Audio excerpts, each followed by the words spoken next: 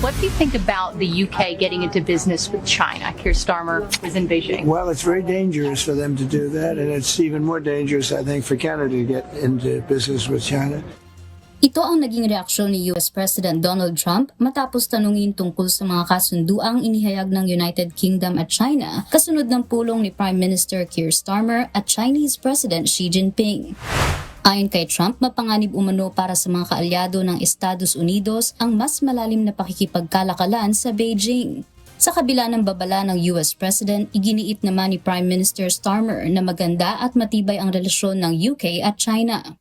Sa kanyang 3 araw na pagbisita sa Beijing, layo ng British leader na palakasin ang negosyo, pamumuhunan at kooperasyon ng UK sa iba't ibang sektor. And yesterday we warmly engaged and made some real progress actually because the UK has got a huge amount to offer and I was able to set that out. And as a result of our engagement, we've halved the tariffs on whiskey and also got visa-free travel to China for Brits. So really important access, symbolic of what we're doing with the relationship. Ilan sa mga konkretong bunga ng pagbisita ni Starmer ang visa-free travel para sa mga Briton, pagbaba ng taripa sa whiskey at isang £10.9 billion na pamumuhunan ng AstraZeneca para magtayo ng manufacturing facilities sa China. Inanunsyo rin ang mas pinalawak na kooperasyon laban sa organized crime at illegal immigration.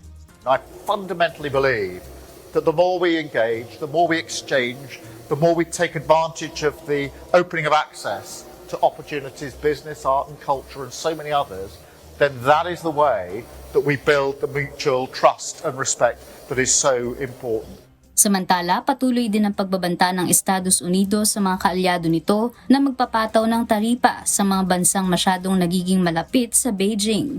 Ayon sa datos ng UK Department for Business and Trade, nananatiling pinakamalaking trading partner ng Britain ang Estados Unidos noong 2025, habang ika-4 naman ang China. Mavian Dog, UNTV News and Rescue. Diyos ang aming sandigan, serbisyo publiko ang aming pinahalagahan.